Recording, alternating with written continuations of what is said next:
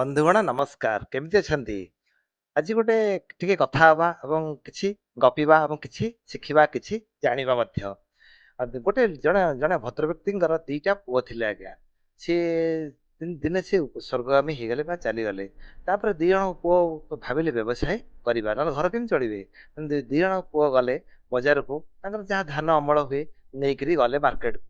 ସେ ଧାନ ଅମଳ କଲେ, କରିକିରି ନେଇକି ଗଲେ ବିକିବାକୁ। ଜଣେ କଣ କଲା, ଭଲ ଧାନ ନେଲା, ପରିଷ୍କାର ପରିଚ୍ଛନ୍ନ କରିକି ନେଲା, ଭଲ ଧାନ ବାଛିକିରି ନେଇକି ବିକିଲା, ସଚ୍ଚୋଟତାରେ ସେ ବିକିଲା ଧାନ। ଆଉ ଗୋଟେ ପୁଅ କଣ କଲା ନା ଆଜ୍ଞା, କରଣ ଅର୍ଜୁନ।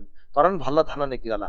ଅର୍ଜୁନ କଣ କଲା ନା ଆଜ୍ଞା, ସିଏ ଧାନରେ ମିଶେଇଲା ଟିକେ ବାଲି ଗୋଡି ଧୂଳି ଟିକେ ମିଶେଇକି ଲୋକକୁ ଠକିଲା, ବିକିଲା। ତାର କିଛି ଦିନ ପରେ ଏମିତି ତାର ଧାନ ସମସ୍ତେ ମାର୍କେଟରୁ କିଣି ନେଇଗଲେ, ବଜାରରୁ ସବୁ ନେଇଗଲେ।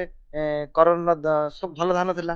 ସିଏ ତାପରେ ଧୀରେ ଧୀରେ ବ୍ୟବସାୟରେ ଭଲ କଲା, ତାର ଉନ୍ନତି ହେଲା, ସେ ଭଲ ଦି ପଇସା ରୋଜଗାର କଲା। କିନ୍ତୁ ଅର୍ଜୁନର ଠକାମି ବିଷୟରେ ସବୁ ଲୋକମାନେ ଜାଣିପାରନ୍ତି। ଏ ତ ଭଲ ଧାନ ବିକୁନି, ସବୁବେଳେ ବାଲି ଗୋଡି ମିଶେଇକି ବିକୁଛି। ତେଣୁକରି ତାର ବ୍ୟବସାୟ ଧୀରେ ଧୀରେ ଖରାପ ହେବାକୁ ବସିଲା। ଯେତେବେଳେ ସେ ଖରାପ ହେଲା ବ୍ୟବସାୟ, ତାର ସବୁ ଅର୍ଥ ବୁଡିଗଲା। ସେ ଘୋର ଘୋର ଆର୍ଥିକ ଅବସ୍ଥାରେ ପଡିଲା। ତାପରେ ସେ ଭାଇକୁ ପଚାରିଲା, ତୋର ତ ଭଲ ହଉଛି, ମୋର କାହିଁ କିଛି ହଉନି? ତାପରେ କରଣ କହିଲା, ଆରେ ନା, ତୁ କାହିଁ ଅସାଧୁ କାମ କରୁଛୁ? ତୁ ମୋ ଭଳିଆ ସଚ୍ଚୋଟତା ସତ୍ୟ ପଥରେ ଯା, ଭଲ କାମ କର, ଦେଖିବୁ ତୋର ବି ନିଶ୍ଚିତ ଭଲ ହବ। ସେ ତାର ଭୁଲ ବୁଝିପାରିଲା। ତାପରେ ତା ଭାଇ କଥା ଶୁଣିକି ଆଜ୍ଞା ସେ ବହୁତ ଭଲ ବିଜନେସ କଲା, କଲା ଭଲ ଚାଲିଲା ବି।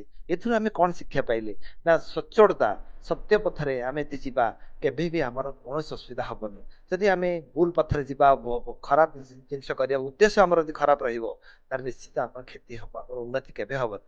ତେଣୁ ସବୁବେଳେ ସଚ୍ଚୋଟତା, ସତ୍ୟତା, ଏଇଟାରେ ଏଇଗୁଡାକ ରହିଲେ, ଆମେ ସାଧୁତା ରହିଲେ, ନିଶ୍ଚିତ ଆମ ଜୀବନ ଉନ୍ନତି ହେବ। ଏଇଟା ଏଇଟା ଏଇଟା ବିରାଟ ସତ୍ୟ କଥା। ରହୁଛି ଆଜ୍ଞା। ଜୟ ଜଗନ୍ନାଥ। ରାଧେ ରାଧେ। ଭଲରେ ଥାଆନ୍ତୁ ସମସ୍ତେ।